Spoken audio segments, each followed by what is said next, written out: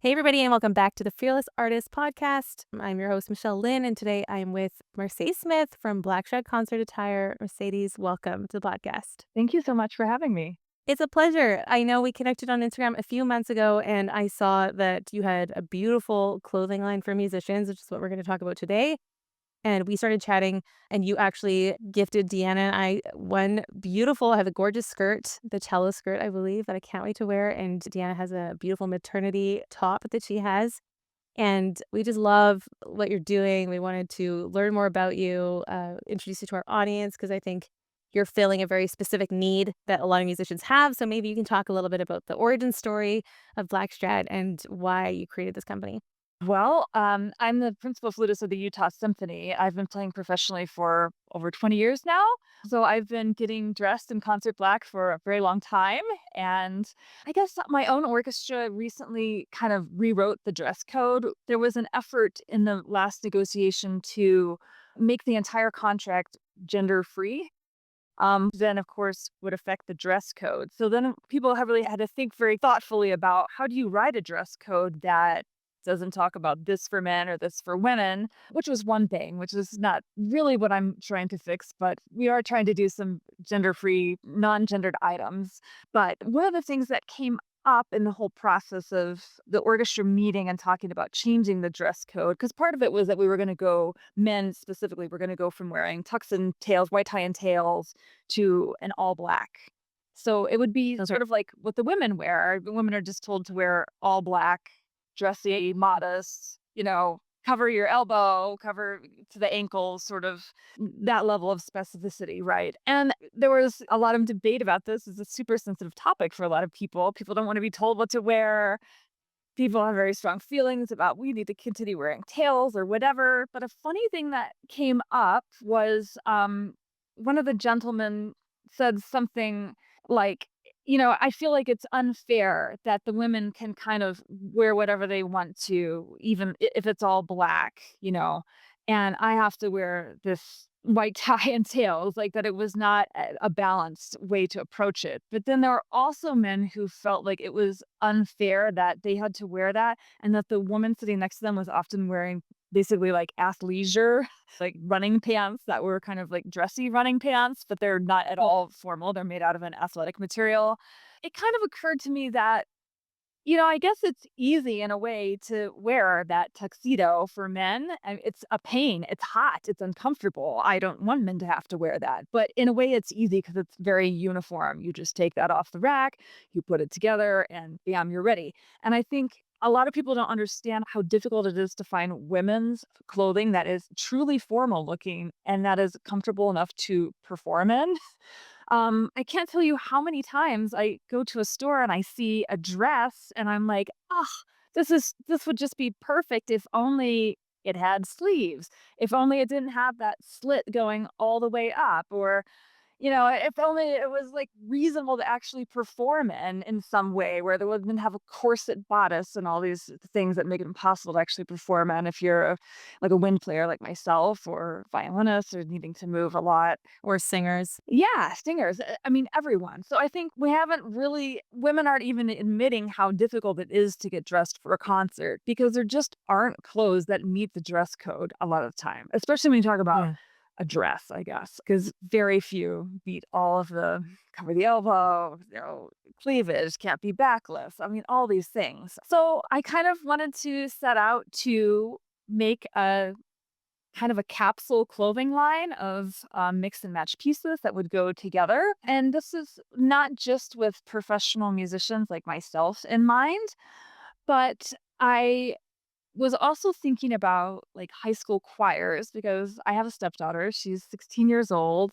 And a few years ago, she came home with the dreaded choir dress, which is that's something the school owns, and that's a great way of doing it a lot of time because it's fair for all students. If it's expensive for a student to afford a particular kind of dress, the school already owns it. And I get for choirs, they really want a uniform look. But for me seeing this dress, this was not something she would ever pick out on her own. I mean, if she turned her loose with 50 or $100 at the mall, she would never pick a dress like that. And Yeah. I think that there's a lot of, well, teenagers in high school, but particularly girls who sing in choir who are being asked to perform in front of their entire school, their friends and family, in something that they don't really feel confident in, something that doesn't make them feel like themselves, like they can maybe perform their very best. And I know a lot of school ensembles are trying to move to an all black dress code, but they find that difficult because they're not used to doing that. So I'm setting out to create a line of clothing where there would be a lot of different options. There wouldn't be just one dress that all the women had to wear and one thing for the boys to wear. There would be a lot of things that you could choose from, including some items that really could be worn by a man or a woman, and it wouldn't be weird. It would just be clothes that would fit either body type. So that's a big answer to your question, and I hope that makes some sense. There's a problem with concert attire, and it's still hard to articulate because I think there's so many problems with it, Yeah. and so many points of view that it's also a difficult problem to fix. This is not just gonna There's not gonna be an easy solution to this. Yeah, no, thank you so much for sharing about this because I hear so much more depth to the story of just having a concert clothing line. Like, we're talking about serious issues of gender and people feeling confident on stage and feeling that they can express themselves. I mean, we're musicians, and I've heard many of my colleagues complaining about the all black requirements and the things that they have to wear to be on stage and to match and to fit in, but they feel maybe even trapped in wearing this uniform that doesn't reflect who they are as an artist, as a person, as you're saying. And other genres, I mean, they don't have the same restrictions as us. I mean, ABBA notoriously was, like, buying the most ridiculous clothes because it was a tax write-off, I learned recently. So, I mean, like, other it's the classical musicians who kinda get forced into this box, and for me, someone who's so passionate about artist branding, one of the questions I ask in my entrepreneurship class with the students is, "Describe the stereotypical classical musician," and the answer is always black and boring. We have to wear black and be boring, and then there's no room for your personality to come through except in the playing, but it's not about you, it's about the music, and then all of the stuff that we're trying to undo because 'cause we're trying to say, well, actually, it's not just about the music, it's also about you, the artist, so that you can build a following, a fan base, and bring new people to concerts, which is a whole other topic. But I'm hearing just so much more depth in your answer than creating clothes because people were too hot on stage. So it sounds Which like was you've had to part of it navigate. too, because they're so hot. But, like, there must be a better solution than that, right? But there currently isn't, so Well, you yeah. made the solution, but so it's one thing to recognize a big problem like this, but it's a whole other thing to be the person who starts to tackle it. So tell me about Mhm. how you started to start the Blackstrad. Okay, how do I start? Well, it was honestly, I think exactly a year ago, maybe to this week in February, where I kind of had the idea, you know what? Someone should, I guess, kind of reinvent the choir dress, which I realize I've yet to actually release a dress. We are going to do that. It's still in development. We're doing it really soon. But yeah, one thing was that the process to do this was so much slower than I thought it would be, and it's required a lot of patience on my part. And I've started by doing a lot of research online, the University of YouTube thing. You can learn a lot online on your own. There is a lot of gatekeeping in the industry, a lot in terms of manufacturing. There's a lot of opacity in fabric, sourcing fabric. There are a lot of middlemen that get involved in everything to just jack up the price. There's seems to always be like a broker in the middle between a lot of things.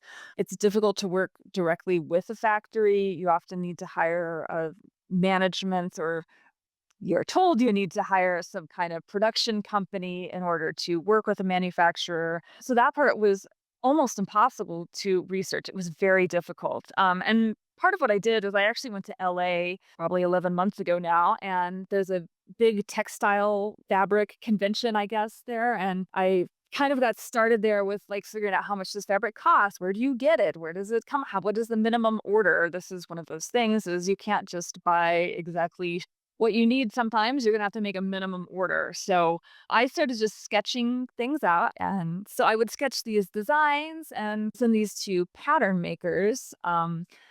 Some of them work for actual manufacturers and some of them are just independent pattern makers. So I actually worked with four different pattern makers at the beginning. So in order to go from like the sketch that I would give them to like one sample top would be very expensive.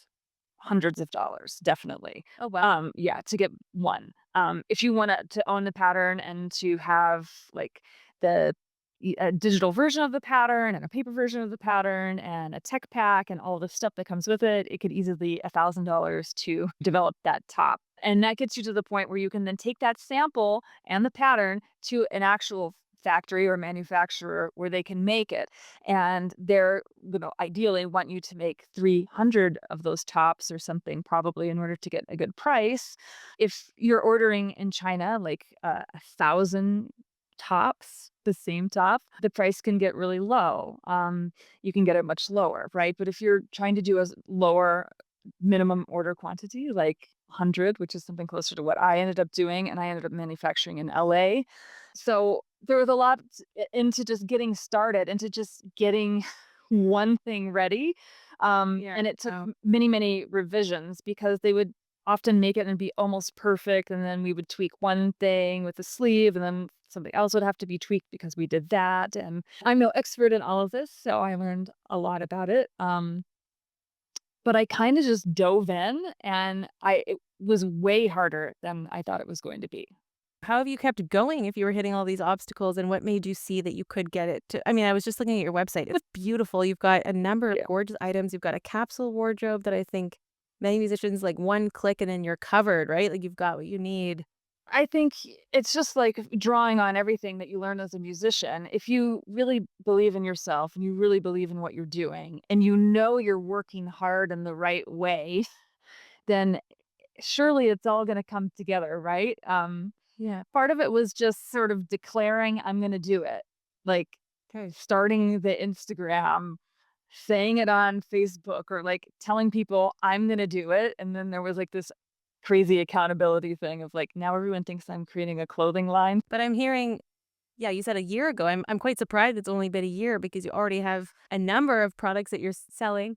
Well, I'm a make things happen person. When COVID happened, well, we thought we were going to be laid off for 2 weeks, and, I was in a small panic, as we all were, and I thought, "Oh, 2 weeks, I can do real estate school."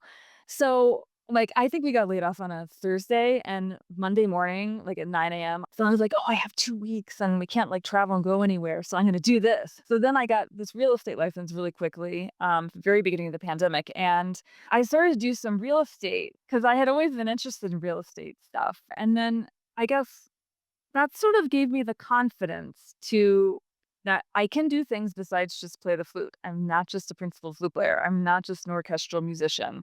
I can sell houses. And then just I I knew that we were not going to be very busy for the next year.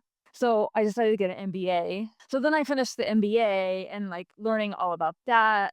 The MBA gives you such a well-rounded view of maybe how to start a business and how all aspects of the business are run, from operations to marketing to finance. So I felt like I didn't want to continue doing real estate anymore, and I used some of that money that I need during the real estate time to help fund this fashion venture, basically. I mean, that's a very fast turnaround. I think a lot of people responded differently. What compelled you to sign up for an MBA? That just came out of nowhere.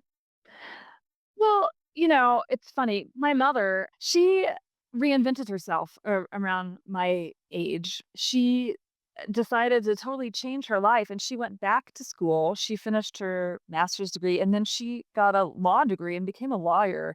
And actually, throughout her law career, she did many different things. She ended up being a forensic genealogist before she retired a few years ago. She showed as an example to me, like, you don't just have to be one thing, and you can reinvent yourself. Maybe she felt like she had to at the time for whatever reason. So I guess I look to my mother. It's funny because she's always, even still this year, is like, you should really go to law school, Mercedes.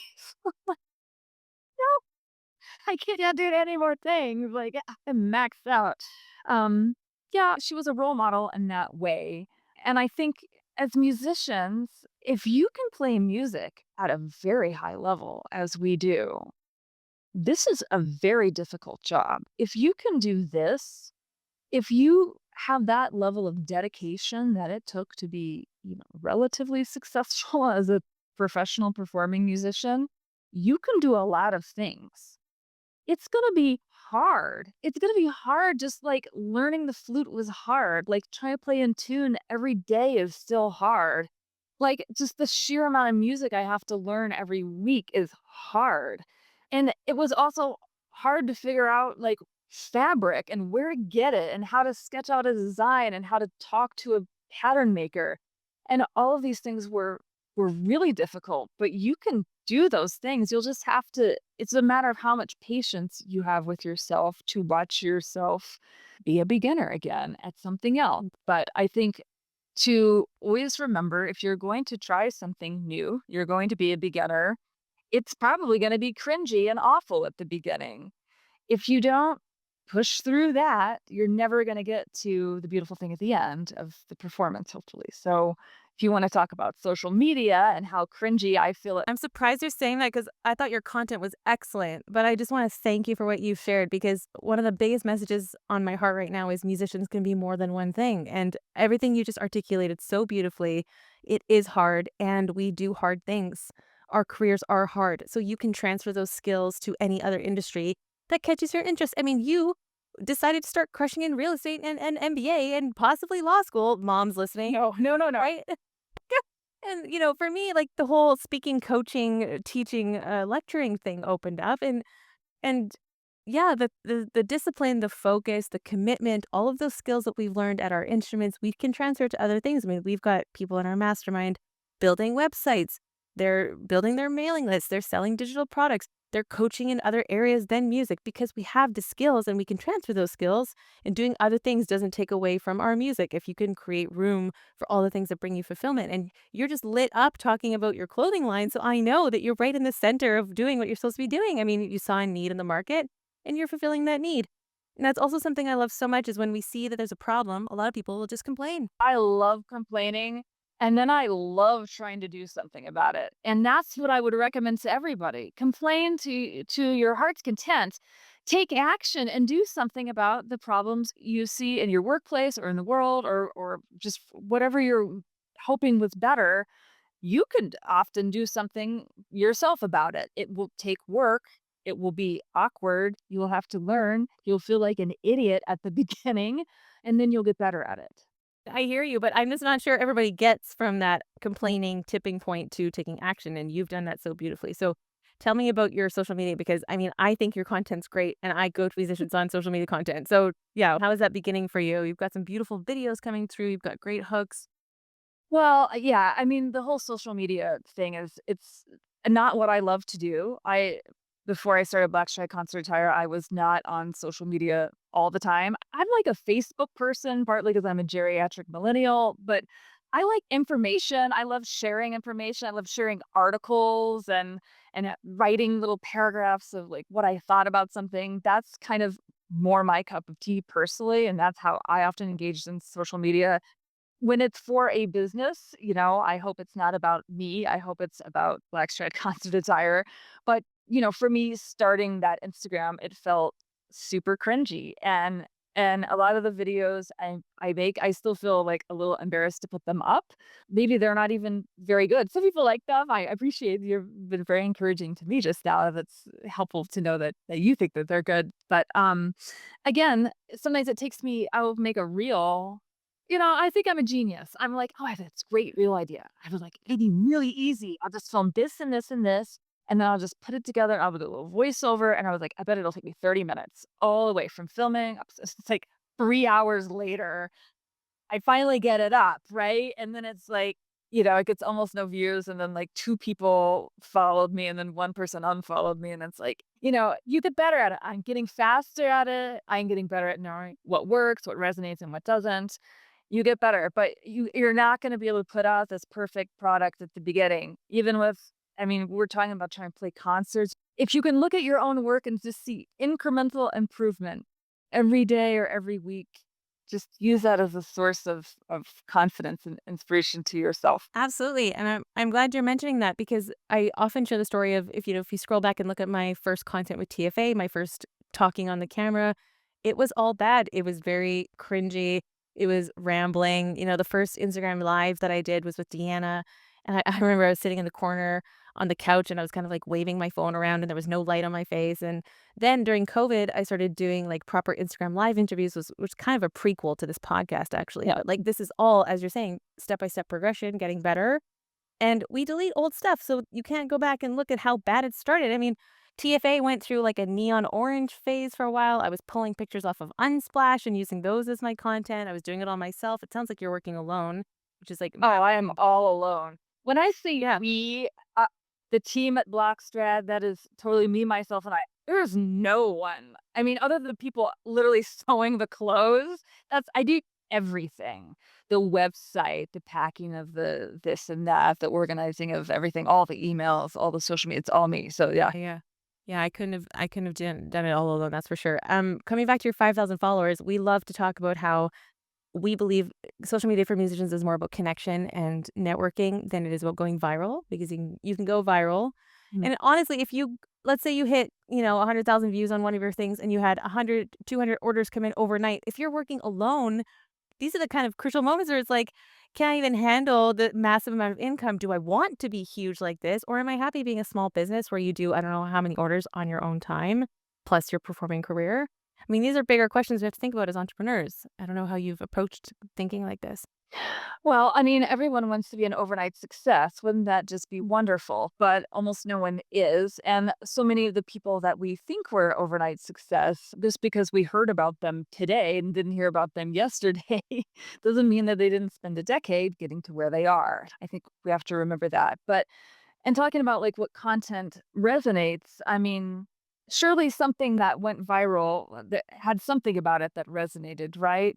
What was really great, I think when people first realized that someone was making concert attire for musicians, for women Yeah. specifically, everybody shared that. Like once like people really got it, like once they had like a super concise, clear message, people hit that share button and then it kind of went everywhere, which was great. But it's also dealing with the consequences of going viral. And this is kind of what I wanted to bring the musicians listening to who are afraid to post. First of all, the influencers that you're mentioning, they have people working for them, making content for them, helping edit their videos, helping make everything look perfect. So already most musicians don't have that. So we falsely compare ourselves to people who are in completely different spaces than we are. And we think we need to look at that. So that's why I'm always saying I think 5,000 followers is huge, especially if you're making 5,000, let's say we turn those into sales, that's a healthy, like that's where we want this business to be going. Anyone selling anything to, TFA, we only have 3,500 followers, but our membership is full, mastermind is full. We're selling our social media sprint program. Like, I don't think if I had 3,000 people knocking on my door for coaching, I can't coach 3,000 people. So